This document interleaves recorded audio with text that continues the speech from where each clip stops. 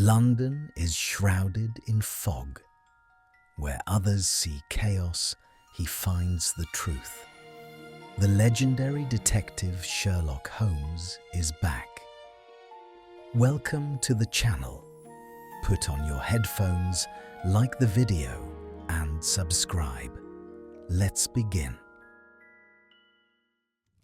The body lay where it had fallen, half turned toward the writing desk, one hand resting against the carved leg as though it had tried to steady itself and failed. The lamp on the desk was still lit. Its yellow glow pooled on the green blotter and climbed the walls in a tired oval, leaving the corners of the room in shadow.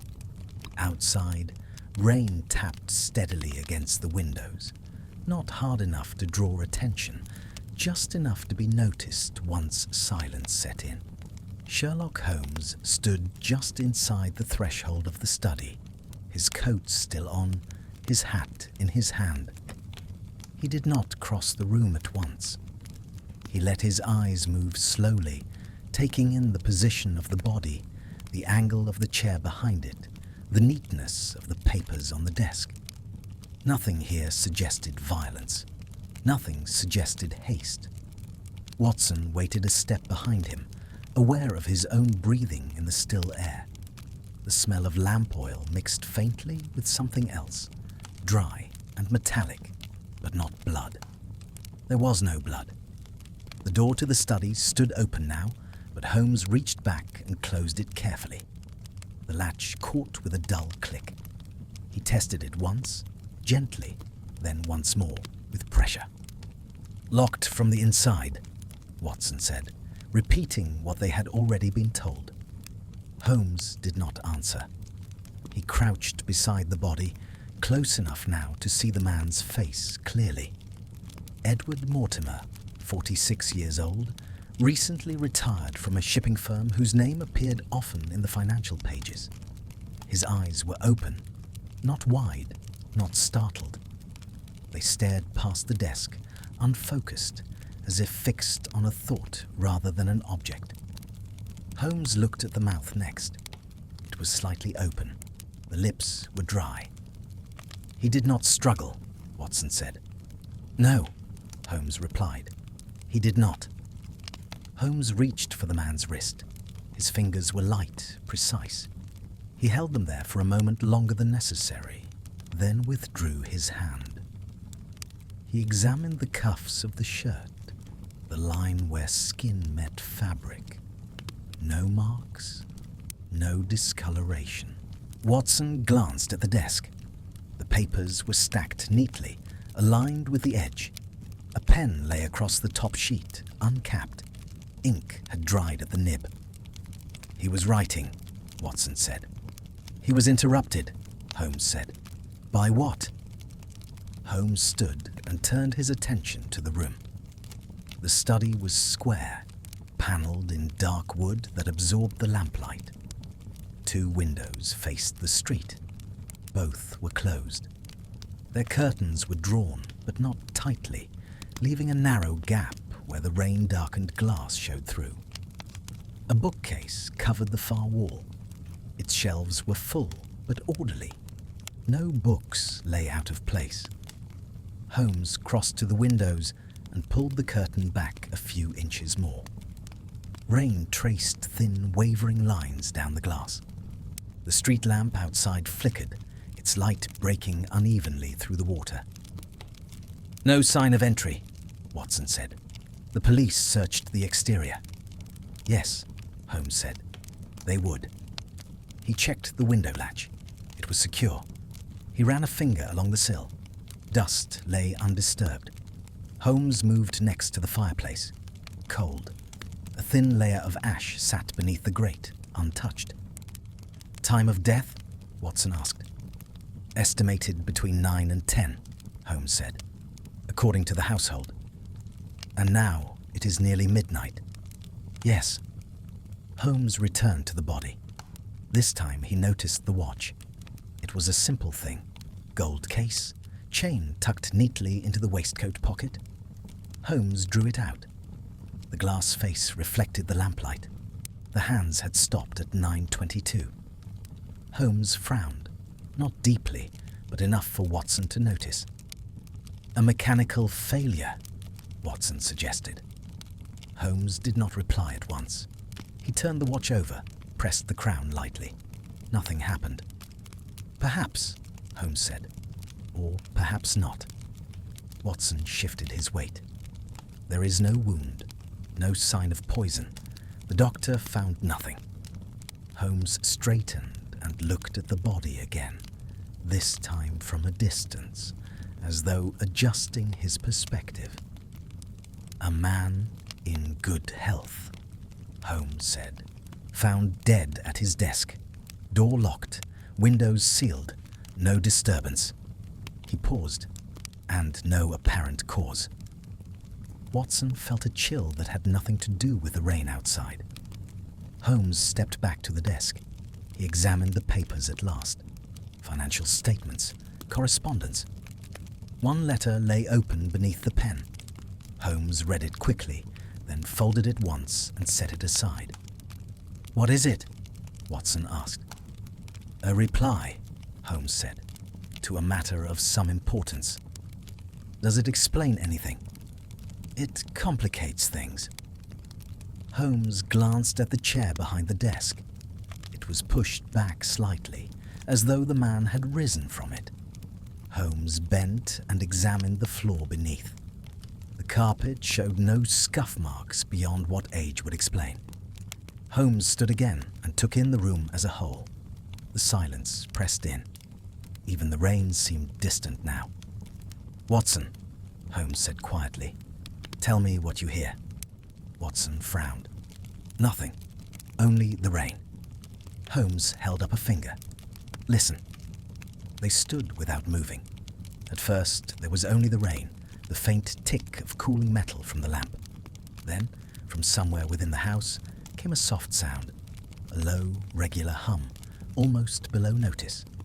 It rose for a few seconds, then faded away. Watson looked at Holmes. "What was that?" Holmes's eyes were fixed on the body. "That," he said, "is an excellent question." He moved to the door and opened it. The sound did not return. Holmes closed the door again. The latch clicked. He tested it once more. Locked. Holmes turned slowly back to the room. His gaze moved from the watch to the desk, to the man's open eyes. "The watch stopped at 9:22, Holmes said. "The sound was reported by the household at 9:30. Watson stared at him. Then either the watch lies," Holmes said, "or everyone else does." He stepped closer to the body again and lowered his voice. "And there is a third possibility." Watson waited. Holmes leaned in, studying the man's face one last time. "That Mr. Mortimer was dead," Holmes said, "before anyone realized he was dying." Holmes remained by the body while Watson stepped into the corridor and summoned the inspector. Footsteps approached, muted by carpet. Inspector Lestrade arrived with 2 constables, and the look of a man already tired of explanations that did not hold. "You've seen it," Lestrade said. "Locked room. No mark.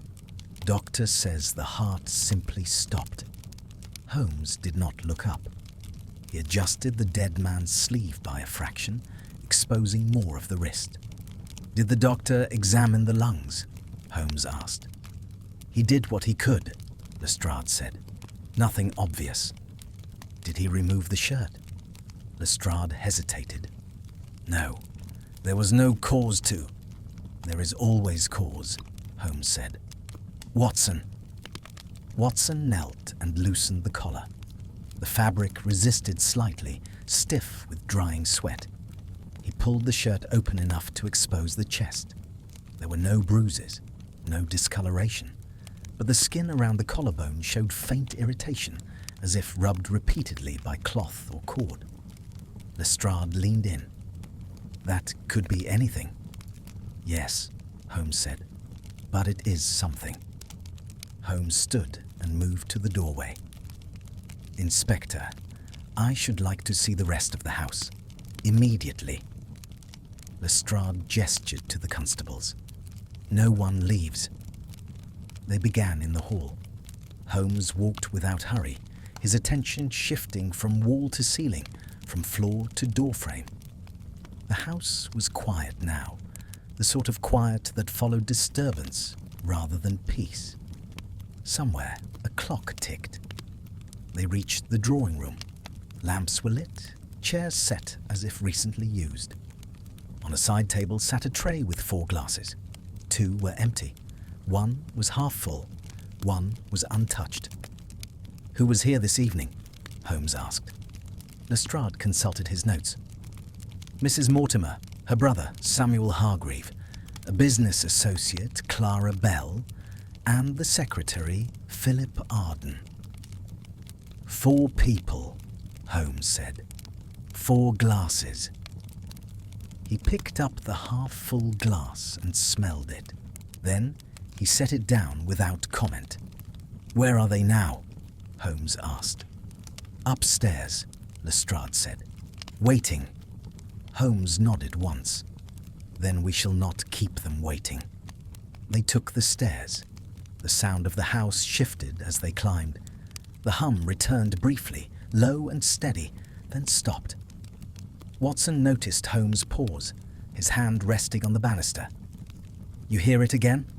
Watson asked quietly. Yes, Holmes said, and so did they. The first room held Mrs. Mortimer.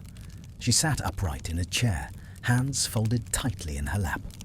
Her eyes were red but dry. She rose when they entered. I have told the inspector everything, she said. Edward was working. I heard him stand. Then later we heard the sound. What sound? Holmes asked. She hesitated. A sort of vibration, like machinery. It comes every night. Every night? Holmes repeated. Yes, at 9:30, from somewhere in the walls. Holmes nodded. And tonight? It came, she said. As always. And after that? Nothing, she said, until we went to check on him. Holmes thanked her and moved on. Samuel Hargreave paced his room. He stopped when Holmes entered. I want this finished, Hargreave said. My brother-in-law was a difficult man, but not an enemy. You argued with him this afternoon, Holmes said. Hargreave stiffened. About money, family matters. And the will, Holmes said. Hargreave said nothing. Did you hear the sound? Holmes asked. Yes, Hargreave said. Same as always. Did it trouble you? No, Hargreave said. Why should it? Holmes moved on. Clara Bell sat near the window, staring out into the rain. She turned slowly. I stayed for business, she said. Edward wanted privacy later. He dismissed me. At what time? Holmes asked. Just before 9, she said. And the sound? She nodded. I heard it from the hall as I was leaving. Holmes thanked her. Philip Arden's room was last. The secretary stood by the desk, papers neatly arranged even now. You were closest to Mr. Mortimer, Holmes said. Yes, Arden said, professionally. You knew his habits. Of course. The sound? Holmes asked. Arden hesitated. Yes. Holmes studied him. You hesitated. Arden swallowed. It was louder tonight. Holmes's eyes sharpened. Louder how? Longer, Arden said. It lasted nearly a minute. Holmes said nothing more. He turned and left the room. Back in the hall, Holmes stopped beneath a framed print. He removed it from the wall. Behind it was a narrow metal grille, set flush with the panelling. Lestrade stared. That's new. Holmes touched the grille. It vibrated faintly beneath his fingers. Airflow, Holmes said. Mechanical. What does it do? Lestrade asked. It carries sound, Holmes said. And something else. He replaced the print. Holmes returned to the study alone. He closed the door and stood still. The room felt different now, smaller. He waited. At 9:30 by his watch, the hum began again. Low, steady. It filled the room, not loud, but impossible to ignore. Holmes watched the body as the sound continued. Nothing moved. Then Holmes noticed the man's hand. The fingers, which had been relaxed, were now curled slightly inward, as if tightening. Holmes stepped back sharply. The sound stopped. The fingers did not uncurl. Holmes bent close, his voice tight. "Watson," he called. "Get the doctor, now." The doctor arrived breathless, coat half-buttoned, his eyes already fixed on Holmes rather than the body. Holmes stepped aside without explanation. "Look at the hand," Holmes said. The doctor bent, touched the fingers, then the wrist. He straightened slowly. "Rigor," he said. "Beginning." "Yes," Holmes said. "But it was not present earlier." The doctor frowned. "That is impossible." "Earlier," Holmes said again. "The fingers were relaxed." Lestrade stared at the body. "You're saying the body moved?" "I am saying," Holmes replied, "that it changed." The doctor cleared his throat. "Muscle contraction after death can occur. Gradually," Holmes cut in. "Not in response to a stimulus." "What stimulus?" Lestrade asked. Holmes did not answer at once. He crossed the room and picked up the stopped watch again. He held it to his ear. Nothing. "Doctor," Holmes said, "when you examined Mr. Mortimer earlier, did you test the reflexes?" The doctor hesitated. "There was no reason." "Did you?" Holmes repeated. "No." Holmes nodded once. "Please, do so now." The doctor knelt again, visibly uncomfortable. He tapped lightly below the knee. Nothing. He pressed against the sole of the foot. No response. Holmes crouched beside him. "Again," he said. "But wait." They stood in silence. Holmes checked his watch. At exactly 9:30, the hum returned. It was louder in the study than in the hall. It seemed to come from the walls themselves, filling the room evenly.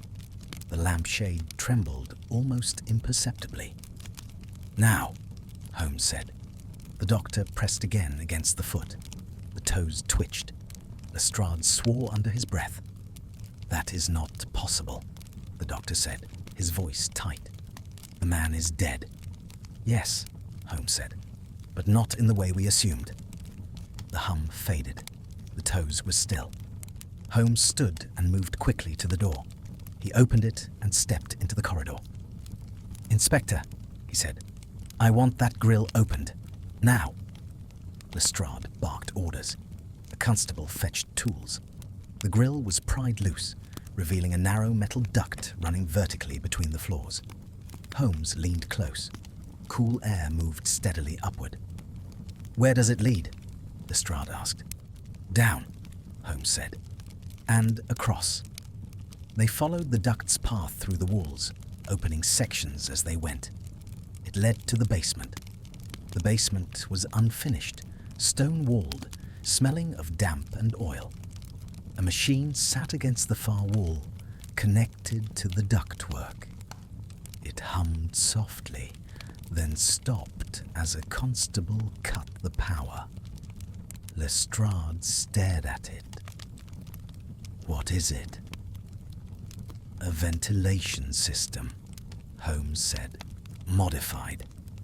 "Modified how?" Holmes examined the machine closely. A canister was fitted into its side, not part of the original design. Holmes removed it carefully. "Compressed air," he said, "and something else." He sniffed, then straightened sharply. "Formaldehyde," Holmes said, "in vapor form." The doctor stiffened. "That would preserve tissue, slow decay, and irritate the lungs," Holmes added. Lestrade's face darkened. "You're saying he was breathing this?" "Yes," Holmes said. "Every night, at the same time." They returned upstairs. Holmes did not go back to the study at once. He stopped outside Philip Arden's door. Arden opened it before Holmes knocked. "You found it," Arden said. Holmes's eyes locked on his. "Found what, Mr. Arden?"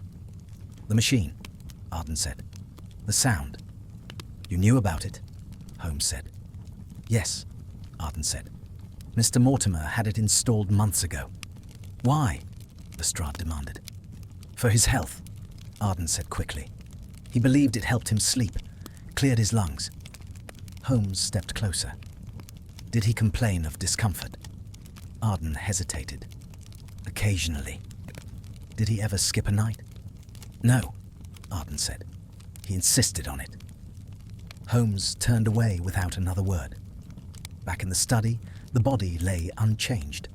Holmes examined the chest again. He placed his ear close, listening. "Doctor," Holmes said, "what would prolonged exposure to formaldehyde vapor do?" The doctor swallowed. "Gradual respiratory distress, tissue stiffening, eventual failure." "Could it kill?" Lestrade asked. "Yes," the doctor said. "Slowly." Holmes straightened. "Then Mr. Mortimer did not die suddenly." Watson frowned. "But the watch marks the moment his heart stopped," Holmes said, "not the moment the process began." The hum returned. This time, Holmes did not look at the body. He looked at the desk. A sheet of paper had shifted, just slightly. Holmes crossed the room. The pen lay where it had been, but the paper beneath showed a new mark. A faint line dragged unevenly across the page. Holmes lifted the paper. It was a word, incomplete, written with failing pressure. A name. "Arden," Holmes said softly. Behind him, the study door clicked. Holmes did not turn at once. He held the paper steady, letting the incomplete name remain visible on the blotter. Behind him, the door stood closed. The latch had engaged fully. Watson was the first to move. He crossed the room in 2 strides and tested the handle. It did not yield. "Locked," Watson said. Lestrade stepped forward sharply. "Who closed that door?" No one answered. Holmes set the paper down with care and turned. His expression was controlled, but his eyes were alert, fixed on the room rather than the men within it. "Inspector," Holmes said, "kindly check the corridor." Lestrade pulled the door open with force. The latch released. The corridor beyond was empty. A constable stood at the far end, looking confused. "No one passed," the constable said at once. "I was watching." Holmes nodded. He closed the door again, this time leaving it ajar. "Then the door was closed," Holmes said, "by someone already inside." Watson looked at him. "You don't mean—" "I mean," Holmes said, "that we must not assume Mr. Mortimer lost consciousness when we think he did." The doctor stiffened. "That is impossible. He is dead." "Yes," Holmes said. "Now." Holmes returned to the desk. He examined the paper again, then the pen. He pressed the nib lightly against his thumb. Ink flowed at once. "The word was written," Holmes said, "after the watch stopped." Lestrade frowned. "How can you be sure?"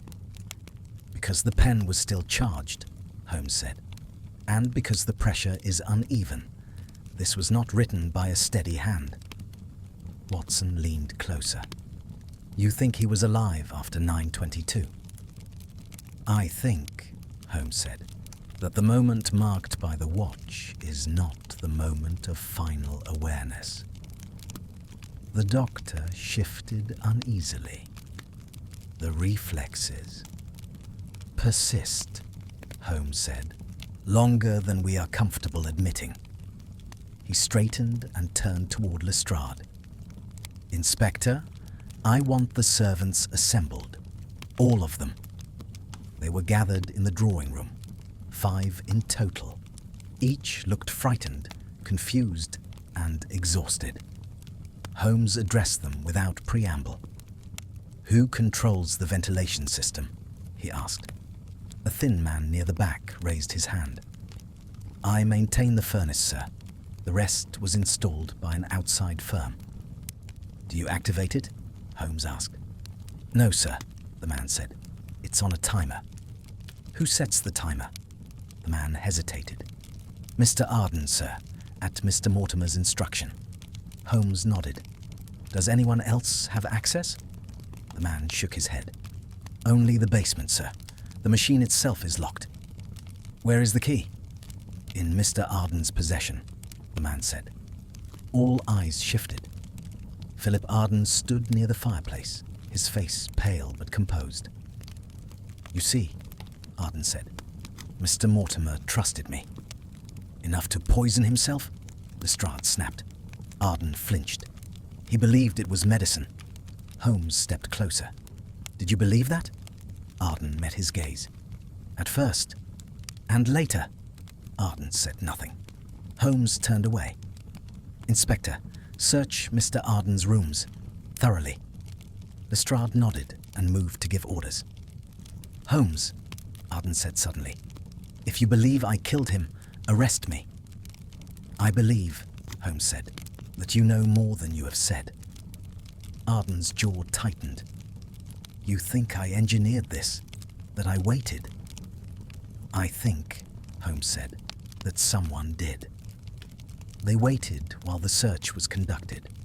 The house seemed to contract around them. The hum did not return.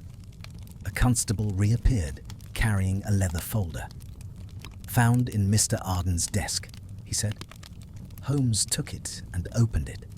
Inside were maintenance logs, dates, times, small adjustments to airflow and concentration levels. Holmes scanned them quickly. "These changes," Holmes said, "were not random." He looked up at Arden. "You increased the dosage." Arden swallowed. He complained it wasn't working. "You increased it," Holmes said again, "until it would." Arden's composure cracked. "I never intended—" A sharp sound cut him off. A cough. It came from the study. Every head turned.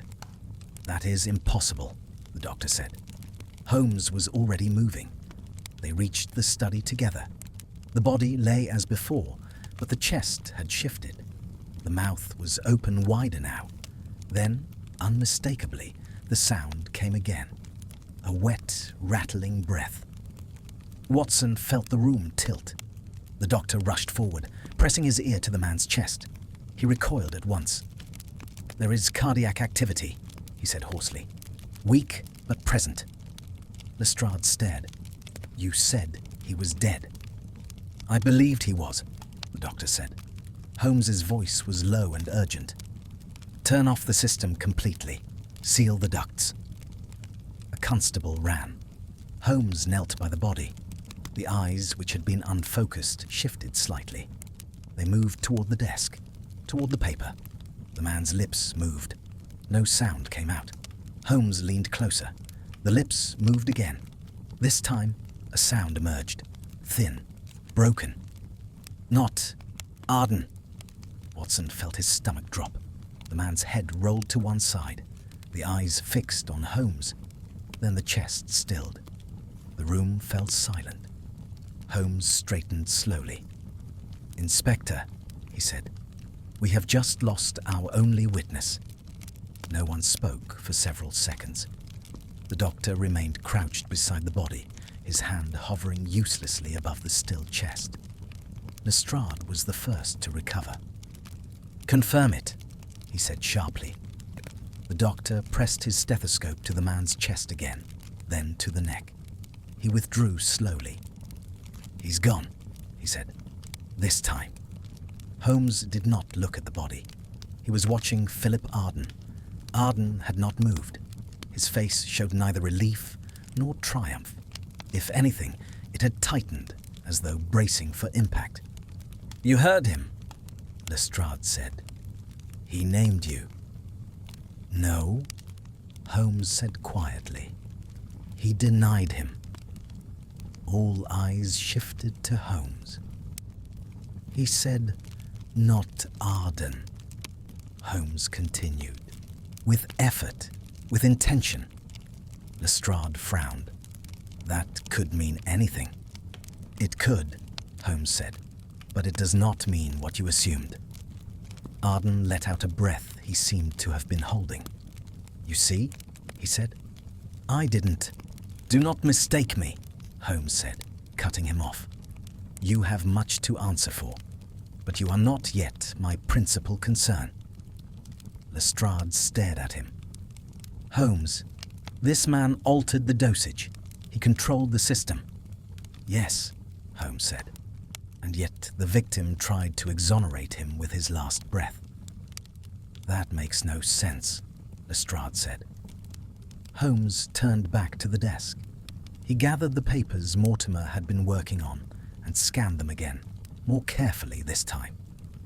Watson moved closer, reading over his shoulder. "What are you looking for?"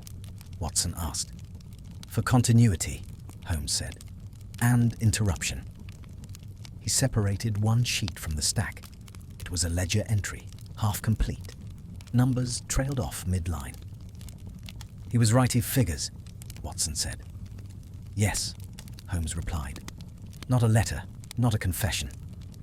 He flipped back to the correspondence. The open letter lay where he had left it earlier. Holmes unfolded it again.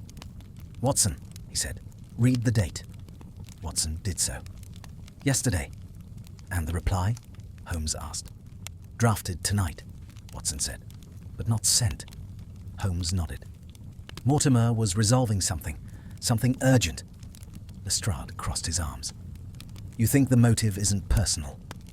"I think," Holmes said, "that it is precise." He turned toward Arden again. "Mr. Arden, how long have you served Mr. Mortimer?" 7 years, Arden said. "In that time," Holmes asked, "did he ever express fear?" Arden hesitated. "Of illness," he said. "Of weakness." "Of people?"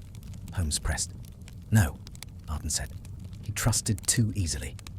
Holmes studied him for a moment longer, then turned to Lestrade.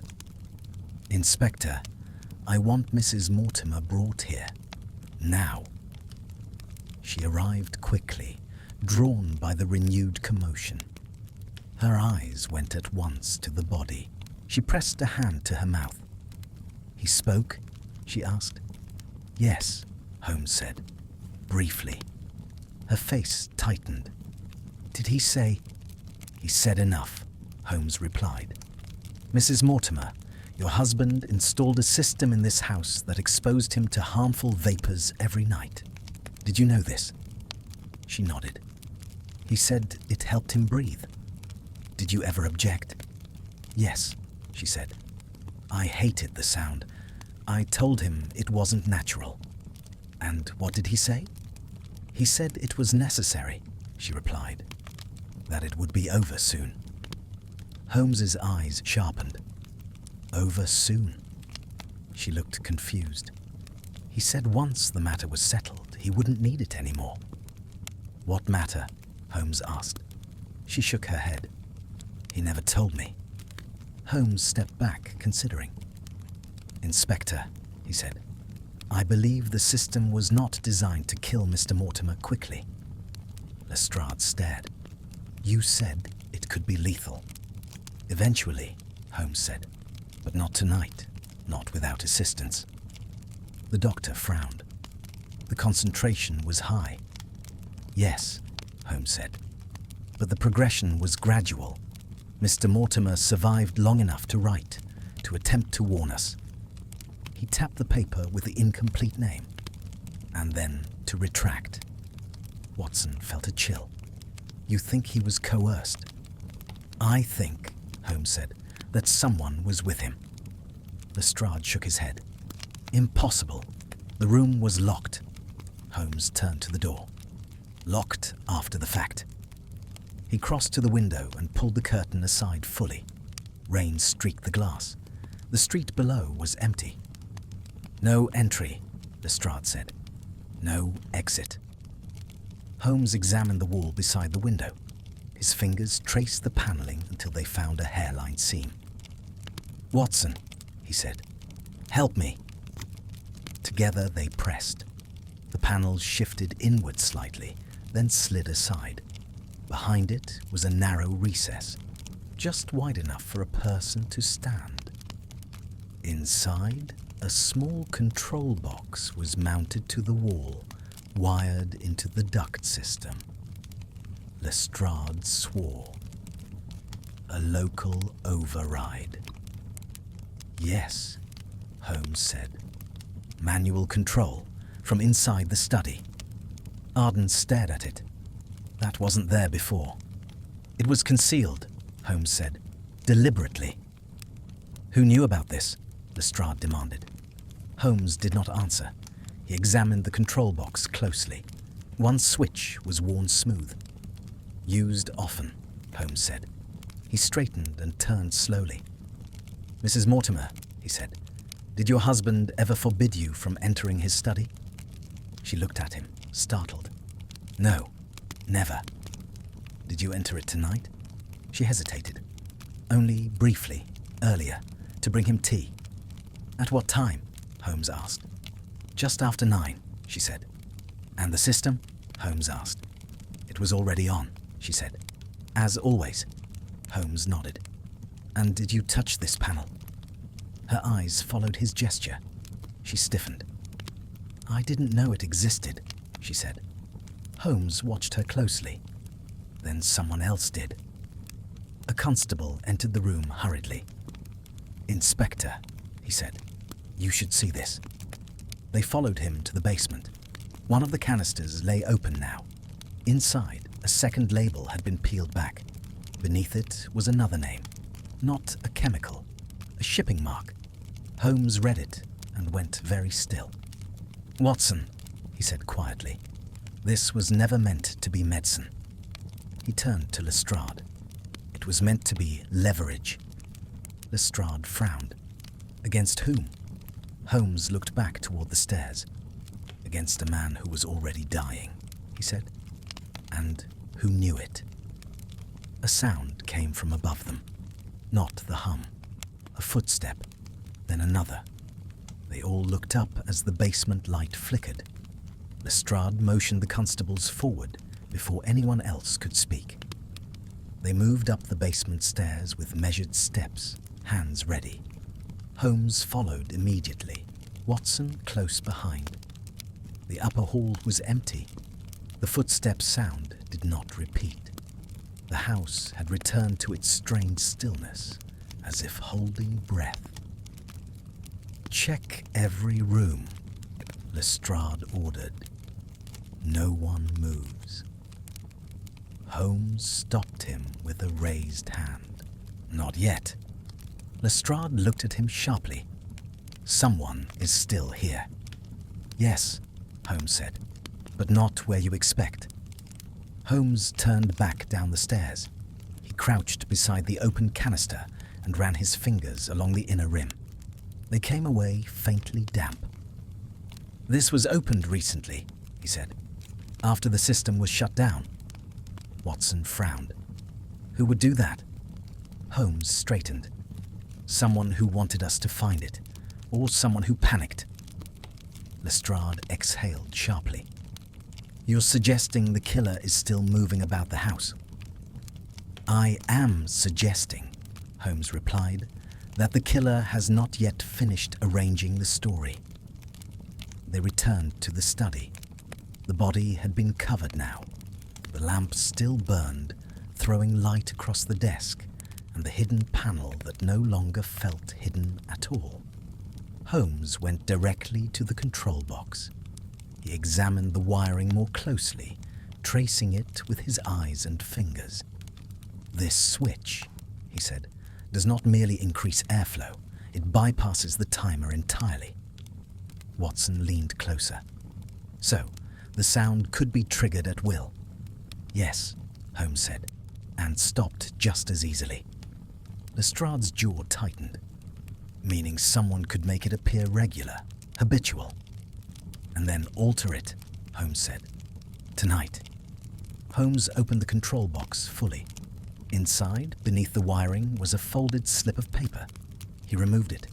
It was a schedule, handwritten, dates and times. Most were crossed out. The final entry read, "Tonight, study, witness." Holmes folded the paper and slipped it into his pocket without comment. "Holmes," Watson said quietly. Holmes shook his head slightly. "Not yet." Lestrade watched him closely. "What aren't you saying?" "That Mr. Mortimer expected interruption," Holmes said, "and prepared for it." They moved back into the hall as voices drifted down the stairs. Mrs. Mortimer and Clara Bell were descending together, followed by Hargreave. Arden remained in his room under guard. Clara Bell looked shaken. "Inspector, I was told to remain upstairs." "You were," Lestrade said. "Who told you otherwise?" "No one," she said. "I heard voices. I thought." Holmes stepped closer. "Miss Bell, how long have you known Mr. Mortimer?" 3 years, she said, "through business." "And before that?" She hesitated. "Not at all." Holmes nodded. "You left the house before 9?" "Yes." "But you returned," Holmes said. Her eyes widened. "No." "The constable at the front door reports you stepped out at 8:55, Holmes said calmly, "and returned at 9:15. Clara Bell's mouth opened, then closed. "That's impossible," she said. "I never left the street." Holmes tilted his head slightly. "Then perhaps you never left the house." Lestrade stared at her. "Explain yourself." Clara Bell's composure wavered. I went back for my gloves, which were found," Holmes said, "on the hall table, untouched." Watson watched her hands. They were clenched tightly, knuckles pale. Holmes continued. "You were present when the sound began. You knew its effect. You knew the timing." "I knew nothing about," she began. "You knew Mr. Mortimer was ill," Holmes said. "You knew the system distressed him, and you knew he planned to end it." Her face drained of color. "That's not true." Holmes stepped aside, revealing Mrs. Mortimer behind him. "Edward told me," Mrs. Mortimer said quietly. "He said Clara was pressuring him over the shipping accounts." Clara Bell turned sharply. "You don't understand." "I understand enough," Holmes said. "You were being cut out." Clara Bell's voice dropped. He was ruining everything. He wanted to expose the discrepancies. "The leverage," Watson said softly. Holmes nodded. "The vapor was not intended to kill him quickly. It was intended to weaken him, to make him compliant." Lestrade took a step forward. "Then why did he die tonight?" Clara Bell laughed once, sharply. "Because he resisted." The room went still. "He called me into the study," she continued. "He said he had proof, that he would go to the authorities." "And you increased the dosage," Lestrade said. "No," she snapped. "I used the override." Holmes's eyes narrowed. "You were with him?" "Yes," she said. "I stood behind the panel. I turned the switch."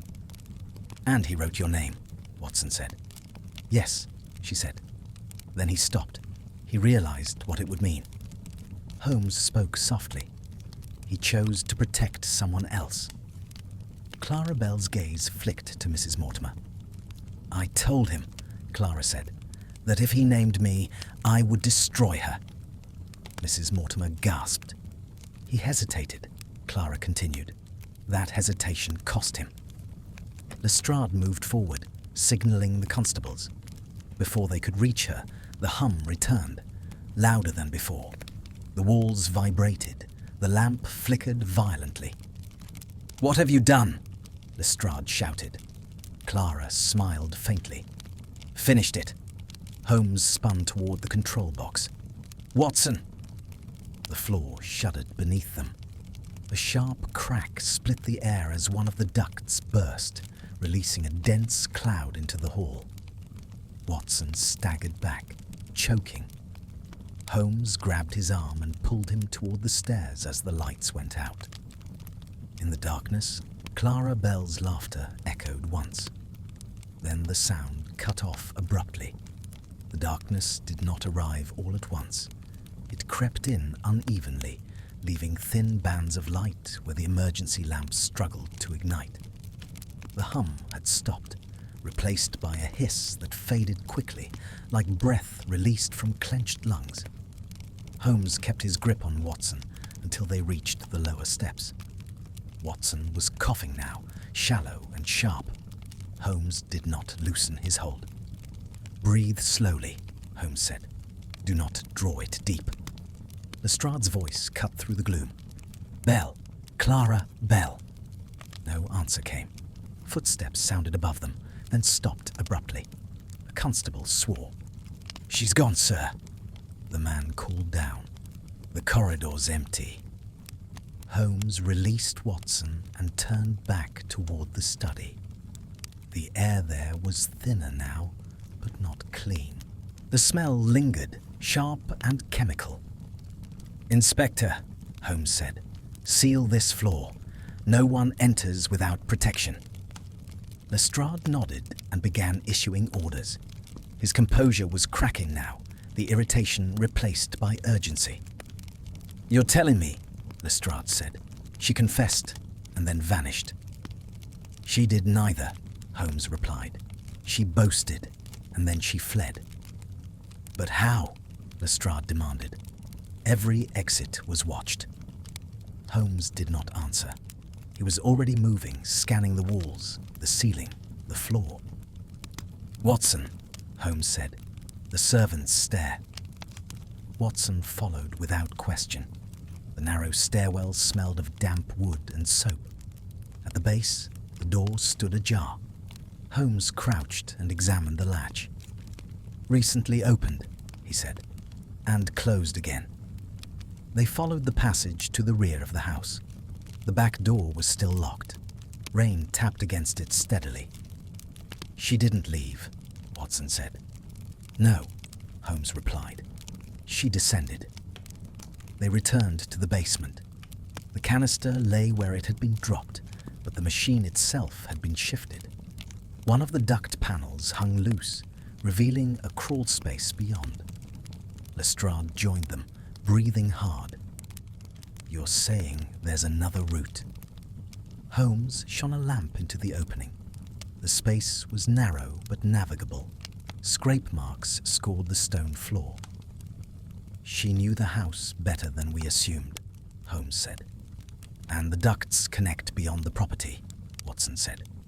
"Yes," Holmes replied, "to the old service tunnels." Lestrade swore again. "That was sealed years ago." "Officially," Holmes said. A constable returned from upstairs. "Sir, Mr. Arden is gone." Lestrade spun. "Gone how?" "His guard was unconscious," the constable said. "Struck from behind." Holmes closed his eyes briefly. When he opened them, they were sharp again. "They are working together," Lestrade said. "No," Holmes said. "They are reacting to the same pressure." Lestrade stared at him. "You're still protecting him." "I am protecting the truth," Holmes said, "which does not yet align with your conclusions." They moved back upstairs. The study was quiet now, the lamp extinguished. Shadows pressed close to the walls. Holmes went straight to Arden's room. The window was open a hand's width. Rain blew in, spotting the carpet. "He didn't flee," Holmes said. "He was taken." "By Bell," Lestrade said. "Or by someone who feared what he might say," Holmes replied. Holmes crossed to the desk. Papers lay scattered now, disturbed by the search. One document lay half-crumpled beneath the desk leg. Holmes picked it up and smoothed it carefully. It was a contract amendment. Shipping routes, dates, signatures. 2 names appeared at the bottom. Mortimer, Hargreave. Watson felt the shift before Holmes spoke. "The brother," Watson said. "Yes," Holmes replied. Lestrade stiffened. Hargreave was upstairs the entire time. "So was Belle," Holmes said, "until she wasn't." They returned to the upper floor. Hargreave stood near the drawing room, pale and furious. "This is madness," Hargreave said. "You let a murderer escape." Holmes held up the paper. "You stood to lose everything if this amendment was filed." Hargreave laughed harshly. Edward was ill. He was confused. He was precise, Holmes said. Enough to plan a witness. Enough to resist. Hargreave's smile faded. "You can't prove." A sound cut him off.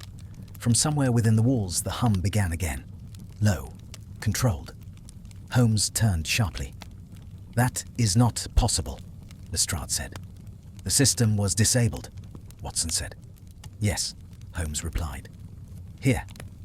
He looked toward the ceiling, but not elsewhere. The hum intensified. A panel near the drawing room ceiling slid open slightly. Something dark moved behind it.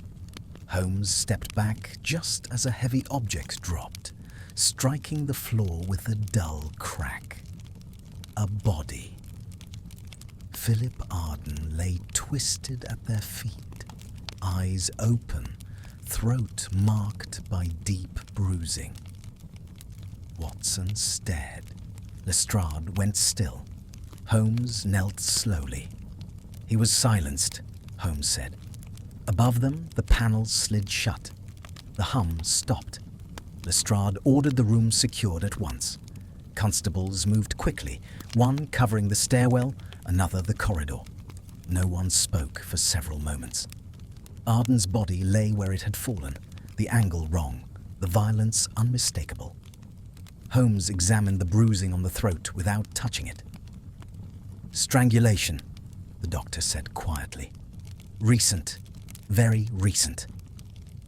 "After we cut the power," Lestrade said. "After Belle fled." "Yes," Holmes replied, "which means someone else remained." Lestrade turned slowly toward Hargreave. Hargreave noticed at once. "Don't be absurd. I haven't moved." "No," Holmes said. "You haven't." That gave Lestrade pause. "Then who?" Holmes stood and scanned the ceiling panel again. It was flush now, almost invisible. "Inspector," Holmes said, "how many men did you assign to the tunnels?" "2," Lestrade replied. "They haven't reported back." Holmes nodded once. "Then we must assume the house is no longer sealed." Watson looked down at Arden. He was removed from his room, taken below, killed, returned. "Yes," Holmes said, "deliberately displayed." Lestrade's voice was tight. "As a warning." "As a correction," Holmes replied. They moved Arden's body to the study. The air there felt heavier now, despite the vents being sealed.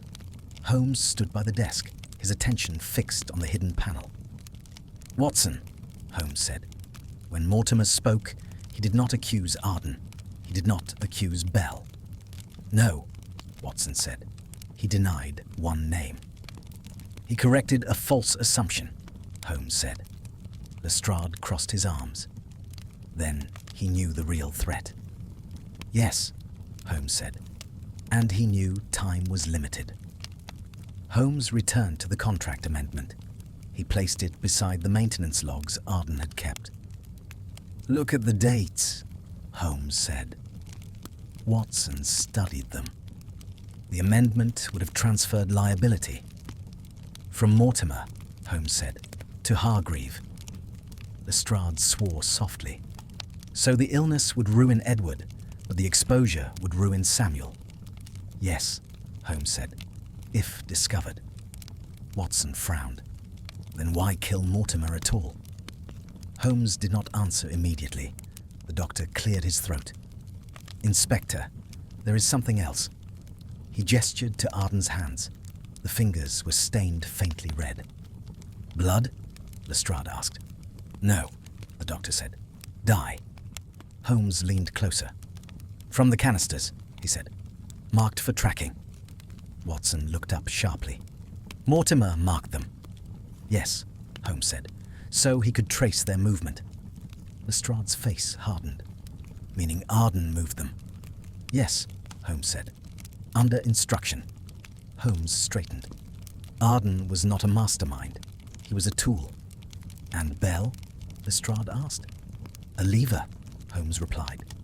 Lestrade paced once, then stopped. You're saying someone used them both? Yes, Holmes said.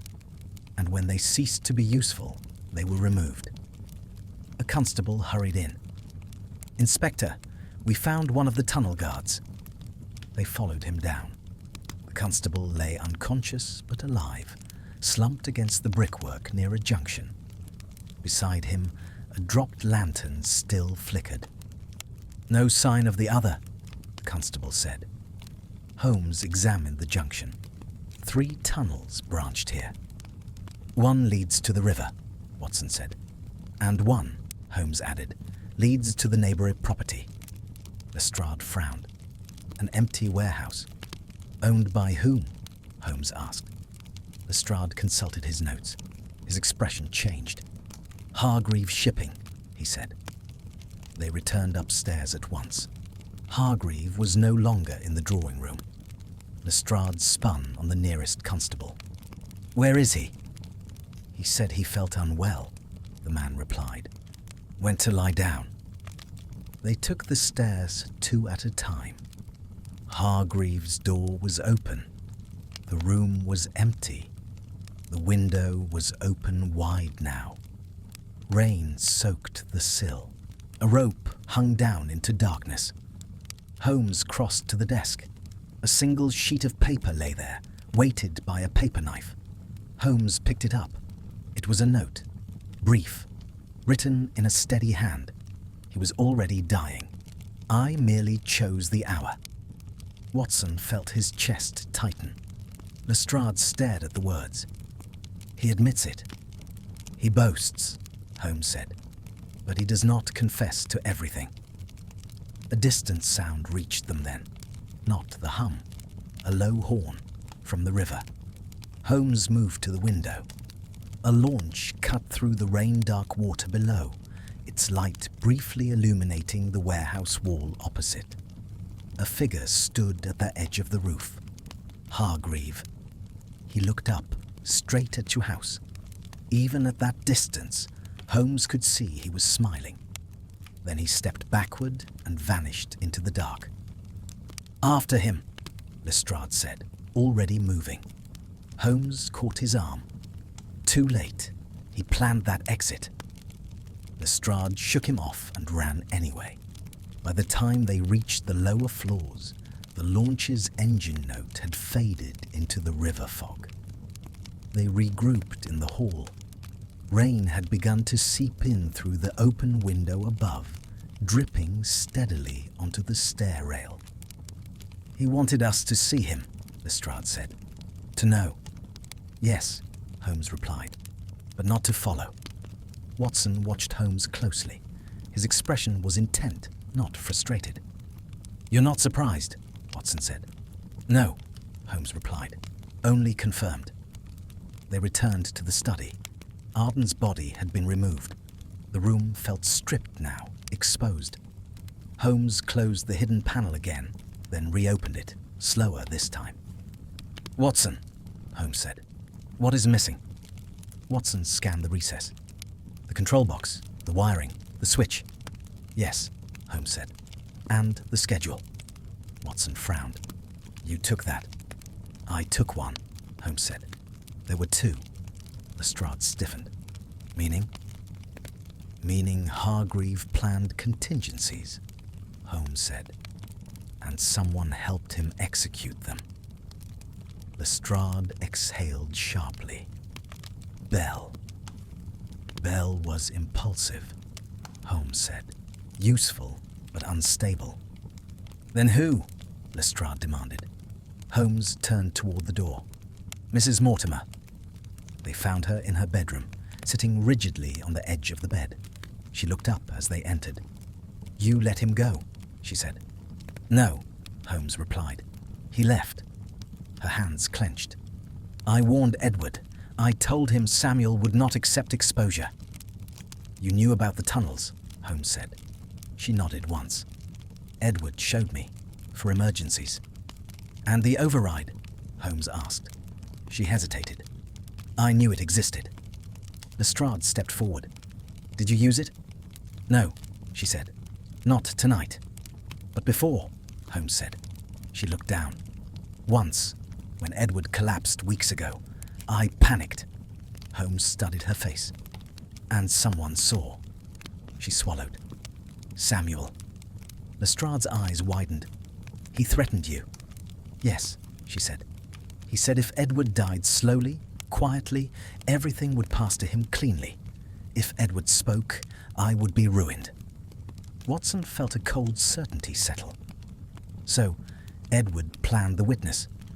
Yes, she said. Arden. He trusted him. And Belle? Holmes asked.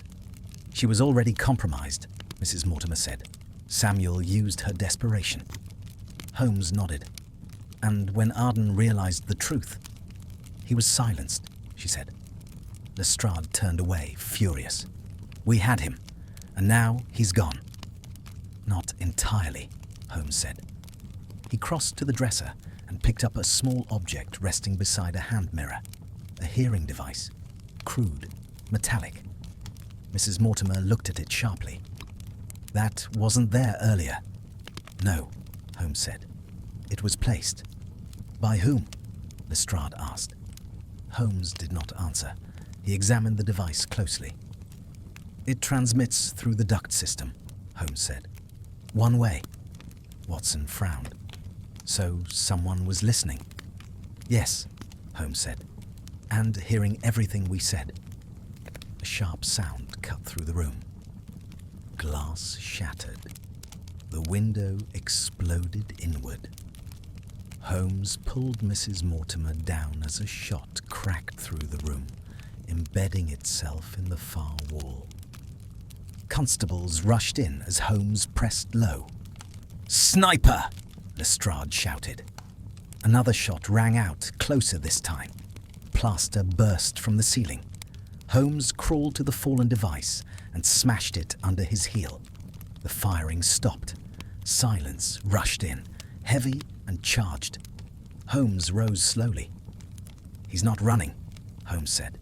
He's controlling distance. Lestrade's face was pale. He's hunting us. Holmes looked toward the broken window, rain pouring through. No, Holmes said.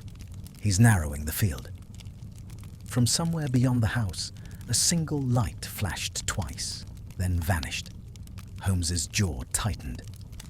He has another accomplice, Watson said. Yes, Holmes replied, and they are closer than we thought. Lestrade ordered the house evacuated in stages. No one argued. The shattered window, the embedded bullet, and the sudden silence had stripped away any illusion of control. Holmes refused to leave the study until the bullet was extracted. It struck deliberately high, Holmes said, examining the hole in the wall. A warning, not an attempt. Next time, it won't be, Lestrade replied. Holmes crouched and picked up the flattened slug with a handkerchief. He studied it briefly, then slipped it into his pocket. Large caliber, Watson said. Military. Yes, Holmes replied, and fired from across the river. Lestrade scowled. You think Hargreave planned that far ahead? I think, Holmes said, that he planned for interruption. They regrouped in the drawing room, the only space without direct line of sight to the exterior. Guards were placed at every door. Still, the walls felt thin. Lestrade broke the silence. You said he had another accomplice. Yes, Holmes replied. And you know who it is, Lestrade said. Holmes did not deny it. I know who it must be. Watson watched him carefully. Then say it. Not yet, Holmes said. I need confirmation. Lestrade's patience snapped. Holmes, one man is dead, another murdered in front of us, and now we're being fired upon. Holmes met his gaze steadily, then listened closely. Holmes laid out the papers on the table. The shipping amendment, the maintenance logs, the schedule, the note Hargreave had left behind. Hargreave needed 3 things, Holmes said. Control of the timeline, control of the narrative, and control of witnesses. He failed at the last, Watson said. No, Holmes replied. He adapted. Holmes pointed to the maintenance logs. Arden recorded changes he believed were for Mortimer's benefit. Bell believed she was applying pressure. Mrs. Mortimer believed she was protecting her husband. And Hargreave, Lestrade said, stayed clean. Yes, Holmes said, except for one error. Holmes removed the hearing device fragments from his pocket and placed them on the table. This, Holmes said, was planted after Bell fled, which means the person who placed it remained calm under fire. Lestrade frowned. One of my men. No, Holmes said. Someone who belongs here. Watson's eyes widened. The doctor. Holmes nodded. Lestrade stared. That's impossible. The doctor declared Mortimer dead too early, Holmes said. Twice. He discouraged deeper examination. He insisted on medical certainty where none existed. That could be incompetence, Lestrade said. Or cooperation, Holmes replied. The drawing room door creaked slightly. All heads turned. The doctor stood there, pale, hands raised slightly. I heard my name, he said. Holmes did not move. You placed the listening device. The doctor swallowed. I was asked to observe. By Hargreave, Lestrade said. Yes, the doctor replied. Months ago, he feared Edward was becoming unstable. You helped stage the time of death, Holmes said. You allowed the illusion of sudden collapse. The doctor nodded once. He was dying anyway. Holmes's voice sharpened. You prolonged it. Silence followed. Lestrade stepped forward. You're under arrest. The doctor's eyes flicked past them toward the window. No, he said quietly. I'm already finished. Before anyone could react, he reached into his coat. Watson shouted and lunged. Too late. The doctor collapsed, convulsing, a small glass vial rolling across the floor. Holmes knelt beside him instantly, checking the pulse. Cyanide, Holmes said. Immediate. Lestrade cursed violently. The doctor's eyes fluttered open once more. He fixed them on Holmes. He won't escape, the doctor whispered. He needs closure. Then he was still. The house felt suddenly hollow. Holmes rose slowly. Watson, he said. Hargreave isn't fleeing London. Then where? Watson asked. Holmes looked toward the river, now hidden in fog and rain. He's returning, Holmes said, to finish the performance. A low, distant sound drifted through the night. The hum.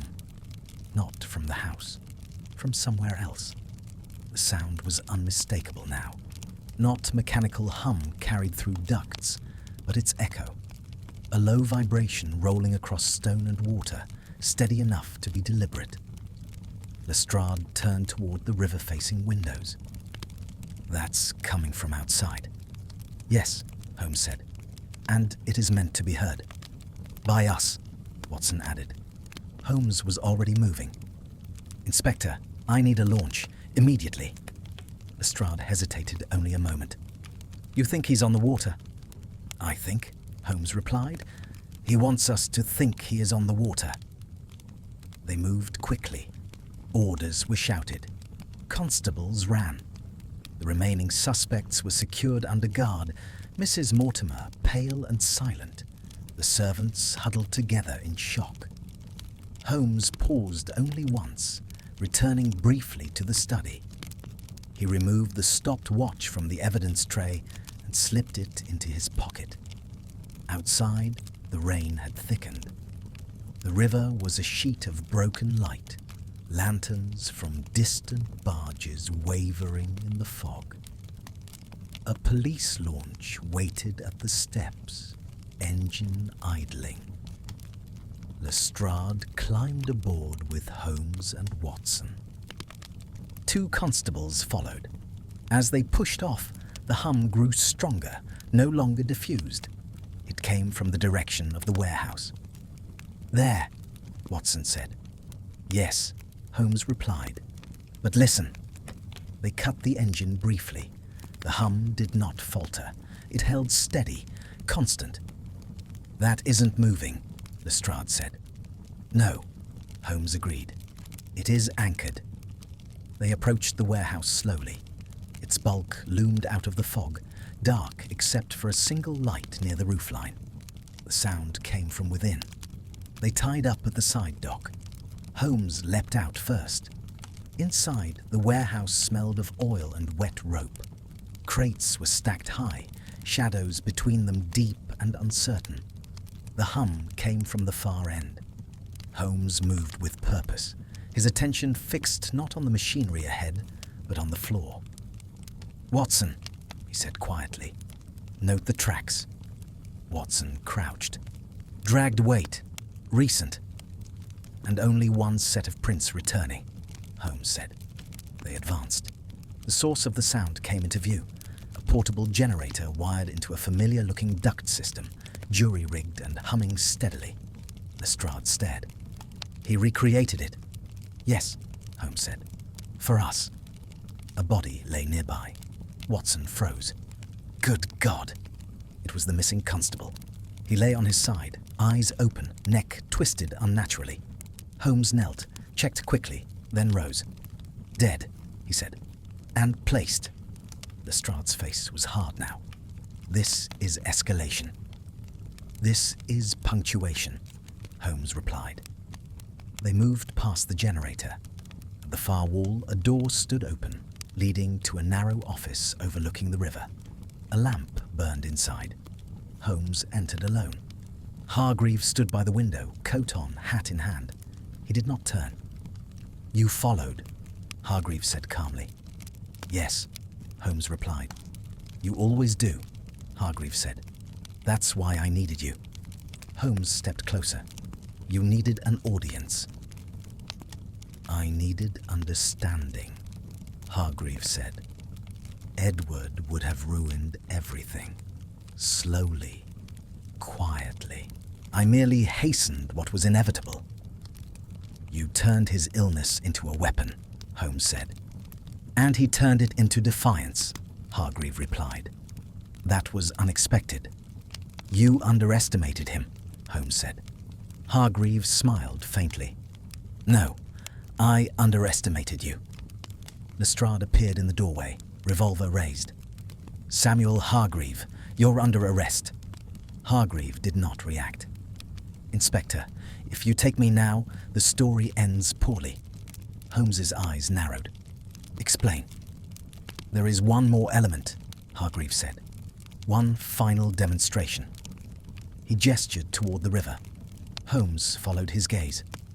A barge drifted slowly into view, its deck lights dim. On its side, painted hastily, was the name of Mortimer's shipping firm. Watson's breath caught. "He's using the company." "Yes," Holmes said. "And the timing." The hum from the generator deepened, resonating through the warehouse. Hargreaves turned at last, meeting Holmes's eyes. "You see," he said, "death was never the mystery." "What was?" Holmes asked. "Control," Hargreaves replied. "Of when, and of who must watch." The barge's horn sounded once, long, final. Holmes's hand tightened in his coat pocket around the stopwatch.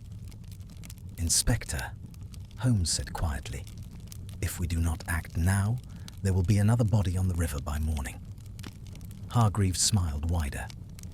"And this time," he said, "it will be undeniable." Lestrade did not lower his revolver. "You will step away from the window. Now." Hargreave did not move.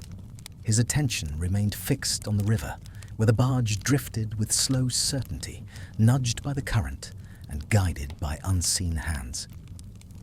"You misunderstand," Hargreave said. "I am not threatening you. I am explaining sequence." Holmes stepped slightly to one side, positioning himself so he could see both Hargreave and the generator through the open office door.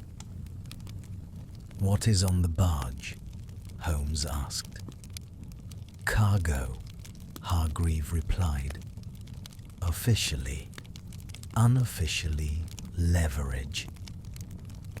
Watson's voice was tight. "Another person?" Hargreaves smiled faintly. "Not yet."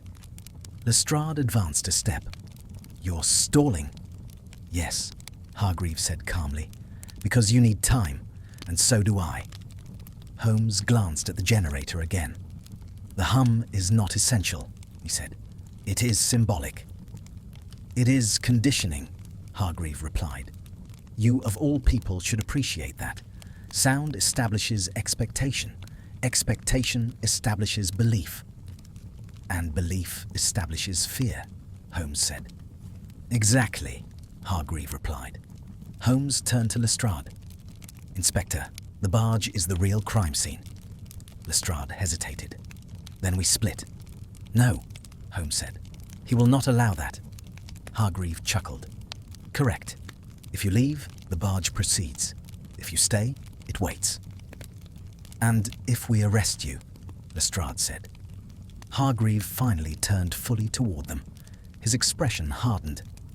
"Then the mechanism continues without me." Holmes studied him closely. "You planned redundancy." "Yes," Hargreave said. "Edward taught me that." Watson frowned. "Edward Mortimer?" "Yes," Hargreave replied. "He was meticulous. He hid contingencies everywhere. I learned by watching." Holmes's eyes sharpened. "Then you did not invent the system?" "No," Hargreave said. "I inherited it." Silence settled briefly, broken only by the generator's steady pulse. "What is the next step?" Holmes asked. Hargreaves' gaze flicked to the watch chain visible at Holmes's waist. "You already know," he said. "The watch." Holmes did not move. "Explain." "The watch stopped when Edward lost voluntary control," Hargreaves said. "Not when his heart stopped. You worked that out." "Yes," Holmes said. "And you worked out that the final moments mattered more than the cause," Hargreave continued. "What you have not yet worked out is that Edward planned to demonstrate that publicly." Watson stiffened. "The barge." "Yes," Hargreave said. "A scheduled inspection, officials, witnesses." Lestrade cursed. "You're going to stage another death." "No," Hargreave replied. "I am going to stage survival." Holmes stared at him. "Explain carefully." "The barge carries a man in the same condition Edward was in," Hargreave said. "Exposed, weakened, officially declared unfit. Tonight, at the height of expectation, the system stops. The man recovers. Publicly." Watson felt a chill. "You're trying to prove innocence." "I am trying to erase causation," Hargreave said. "If the system does not kill him, then Edward's death becomes ambiguous, unprovable." Holmes's voice dropped. "And the man on the barge?" Hargreaves' eyes flickered. "Expendable." Lestrade moved forward again. "You're confessing to conspiracy." "I am demonstrating inevitability," Hargreave replied. You cannot stop the barge without witnesses seeing only chaos. Holmes's mind raced visibly now, his gaze darting between generator, window, and Hargreaves' hands. "You needed Arden alive for the schedule," Holmes said suddenly. "Yes," Hargreave replied, "until I didn't." "And Belle," Holmes continued. "You never intended her to escape." "No," Hargreave said.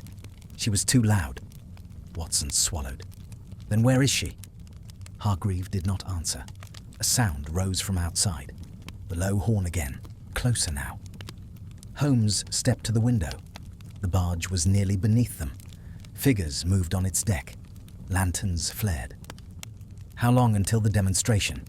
Holmes asked. "Minutes," Hargreave said. Holmes turned back.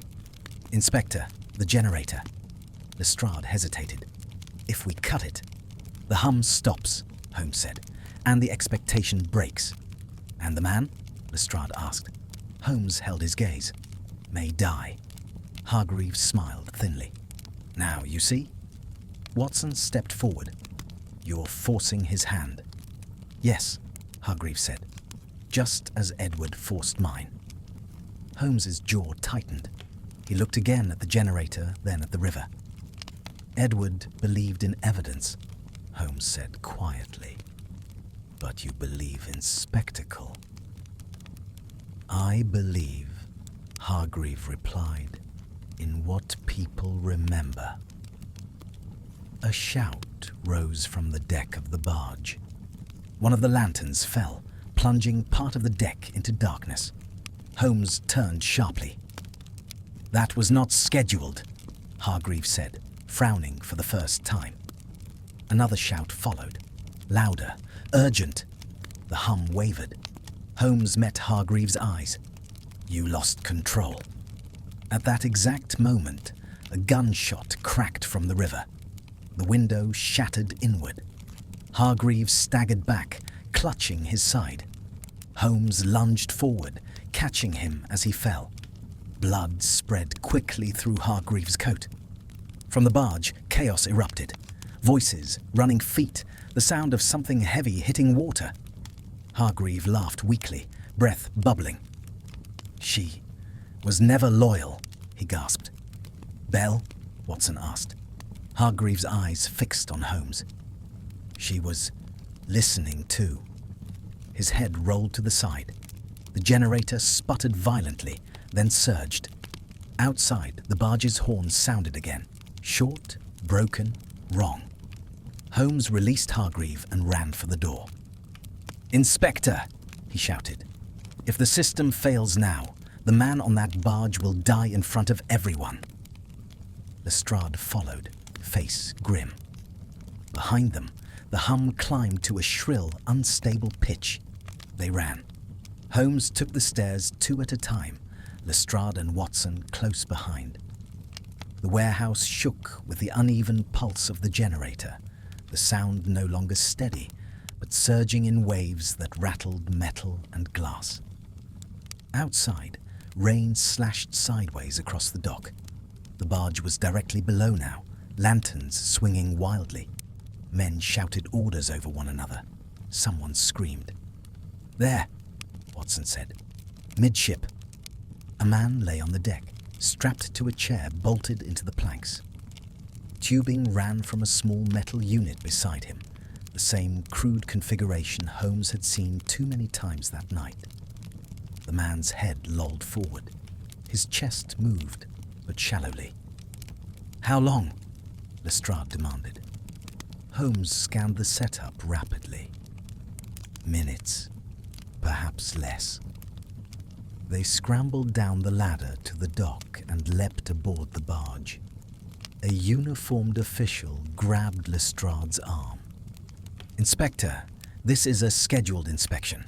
What is the meaning of—" "Get everyone off this vessel," Lestrade shouted. "Now." The official hesitated. Holmes did not. "Move," Holmes said sharply. "Unless you wish to witness a death you will not understand." That did it. The men scattered, boots thudding across wet wood as they retreated toward the gangplank. Holmes knelt beside the strapped man. His skin was pale, eyes half open, unfocused. A faint tremor ran through his jaw. "He's been exposed longer than Mortimer," Watson said. "Yes," Holmes replied, but intermittently. He examined the device. The hum was louder here, vibrating through the metal casing. Holmes traced the tubing, following it to a concealed valve beneath the chair. "This isn't automated," Holmes said. "It's being regulated manually." Lestrade looked up sharply. "By whom?" Holmes did not answer. He looked toward the far end of the barge. A figure stood there, partially obscured by steam rising from the river. Clara Bell. She held a small control box in both hands, her coat plastered to her body by rain. Her face was set, intent, eyes fixed on Holmes. "You're too late," she called. "He planned this better than you think." Holmes rose slowly. "You were never meant to survive the night." She smiled thinly. "Neither was Arden, or the doctor, or this man." Watson stepped forward. "Then why are you here?" "To finish it," Bell said, "and to be seen." "The shot at the house," Lestrade said. "That was you?" "Yes," Bell replied. "He thought I was loyal. He thought fear was enough." Holmes's voice was calm. "You were listening the entire time." "Yes," Bell said. "That was my leverage. Against him." She gestured to the strapped man. "This is my proof. If he lives, Hargreaves' illusion collapses. If he dies, yours does." Holmes glanced at the man again. His breathing was faltering now, each rise of the chest more labored than the last. "Bell," Holmes said, "you don't need to do this." She laughed softly. "You always say that, right before you stop someone." She raised the control box slightly. "One adjustment, that's all." Lestrade raised his revolver. "Drop it." She shook her head. "If you shoot me, the valve locks open." Holmes's eyes flicked to the device. He believed her. "Watson," Holmes said quietly, "cut the power cable. Slowly." Watson moved toward the generator unit at the side of the barge. Bell's eyes tracked him instantly. "If you do that too quickly, he convulses." Watson froze. Holmes stepped closer to Bell. "You learned this system by watching." "Yes," Bell said. "By listening. By surviving." "You didn't intend Mortimer to die," Holmes said. "No," she replied. "I intended him to confess. And when he didn't, I adapted," Bell said. "Just like Samuel." The hum wavered again, rising sharply, then dipping. The strapped man jerked suddenly, a hoarse sound tearing from his throat. "Holmes," Watson said urgently. Holmes raised a hand, never taking his eyes off Bell. "You want control," Holmes said. "So did Hargreave. But he needed witnesses. You don't." Bell's smile faltered slightly. "You want certainty," Holmes continued. "The certainty that no one will ever make you feel powerless again." Rain streamed down Bell's face. For a moment, it was impossible to tell whether she was crying. "You're wrong," she said. "I want silence." She pressed a switch. The hum spiked violently. The man arched against the straps, eyes rolling back. Watson lunged for the cable and sliced through it with his knife. The hum cut off mid-note. For half a second, there was nothing but rain and shouting. Then the man screamed, a raw, tearing sound. His body convulsed, then went slack. Watson rushed to him, tearing at the straps. "He's alive. Barely." Holmes turned back to Bell. She stared at the fallen control box in her hand, stunned. "You broke it," she whispered. Holmes moved toward her. She stepped backward, misjudging the slick deck. Her heels slid toward the edge of the barge. Holmes reached out. too late. She went over the side with a sharp cry, vanishing into the black water below. Lestrade ran to the edge, peering down. "Gone," he said. Holmes did not respond. He was already kneeling beside the man again, checking his pulse. "It's erratic," Watson said, "but it's there." Holmes nodded once. A sudden shout rose from the dock. "Inspector, the generator!" The damaged unit on the barge began to spark violently. Flames licked along the fuel line. Holmes looked up sharply. "Get him off the barge," Holmes said. "Now." The fire spread fast, rain hissing as it struck flame. The barge lurched as someone collided with its side. Holmes grabbed the unconscious man under the arms as Watson freed his legs. Behind them, the generator exploded. The blast threw them forward, hurling Holmes and Watson across the deck. Fire roared upward, reflecting off the river in a blinding sheet of light. Holmes hit the planks hard, the air driven from his lungs. For a moment, he did not move. Watson rolled onto his side, dazed, ears ringing. "Holmes!" he shouted. Holmes stirred, pushing himself up on one elbow. Before he could speak, the barge tilted sharply. The burning deck began to split. The river rushed in. The river took the barge quickly. Holmes felt the deck drop beneath him, felt the sudden cold rush up his side as water spilled across the planks. Hands grabbed him from behind and dragged him clear just as the burning section tore free and slid into the current. They hauled the unconscious man first, then Watson, then Holmes himself onto the dock. Lestrade was shouting orders, his voice hoarse. Firelight flared and died as the barge broke apart, pieces drifting downstream like burning debris from a collapsed stage set. Holmes lay still for a moment, rain striking his face, breath coming back in sharp pulls. "Holmes," Watson said urgently. "Speak to me." "I am," Holmes replied. "Unfortunately." Watson exhaled. The strapped man was laid out nearby, wrapped in coats.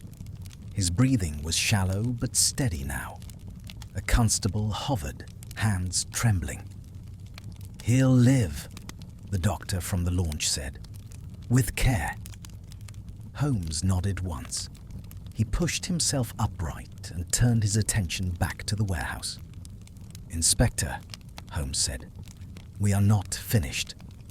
Lestrade wiped rain from his face. "Bell is gone. Hargreave is dying, if not already dead. I'd say it's finished enough." Holmes shook his head. "Bell fell where Hargreave expected her to stand." Lestrade frowned. "You think she survived?" "I think," Holmes said, "that she planned for water." They moved back inside the warehouse. The generator lay in pieces now, scorched and useless. Smoke hung low, mixing with the river fog creeping through the broken doors. Hargreave lay where Holmes had left him, guarded by 2 constables. His breathing was shallow. His eyes were open. Holmes crouched beside him. "You lost," Holmes said. Hargreave smiled faintly. "Did I?" "Yes," Holmes replied, "because the demonstration failed." Hargreave coughed, blood at the corner of his mouth. "People will remember fire, chaos." "They will remember," Holmes said, "that you staged an illusion and could not control its end." Hargreave's eyes flicked toward the river. "Bell?" "Gone," Holmes said. "As you intended." Hargreave laughed weakly. "Then she won." "No," Holmes said.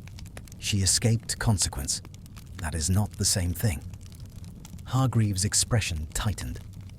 "Edward thought he was clever." "He was," Holmes said. "Clever enough to leave traces you did not see." Holmes reached into his pocket and withdrew the stopped watch. He opened it and turned it so Hargreave could see the inside. The watch stopped when his voluntary control failed, Holmes said, but it restarted briefly later. Hargreave frowned. Impossible. Holmes tilted the watch. A faint mark inside the case caught the light. A secondary spring, Holmes said. Added recently.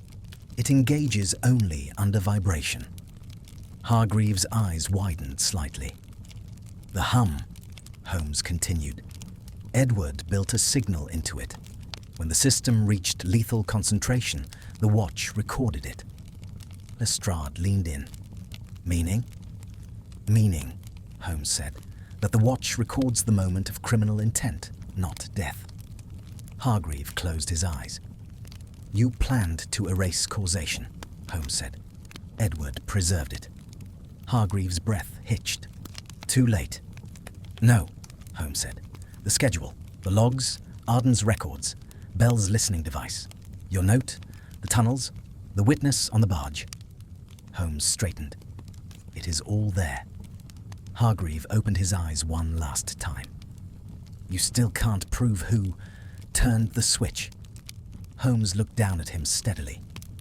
You did, Holmes said, when you forced Bell to act. Hargreave stared at him, confused.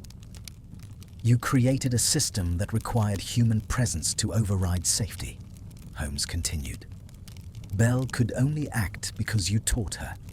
Arden could only adjust because you ordered it. The doctor could only mislead because you paid him. Holmes's voice was flat. Every action leads back to you. Hargreaves' mouth opened, then closed. His chest stilled. The doctor checked him quickly and looked up at Lestrade. Dead. Silence settled briefly in the warehouse, broken only by distant water and the crackle of dying embers. Lestrade exhaled slowly. Bell will resurface. Yes, Holmes said, but without protection. They stepped outside. Dawn was beginning to thin the darkness, the rain easing into a fine mist. The river carried away the last burning fragments of the barge. Watson stood beside Holmes. You were right. It was never the method. No, Holmes said. It was the timing. Lestrade joined them. And the case. Holmes looked out over the water. Explained, he said. But only if one accepts that fear can be engineered as carefully as machinery. A shout came from downriver. One of the constables pointed. Inspector, someone in the water! They rushed to the edge. A shape surfaced briefly, then vanished beneath the current. Holmes watched the ripples spread and fade. Bell? Watson asked. Holmes did not answer at once. Perhaps, he said finally. Or perhaps only proof that the river keeps its own secrets. The mist thickened again, swallowing the surface of the water. And somewhere beneath it, something unseen moved on.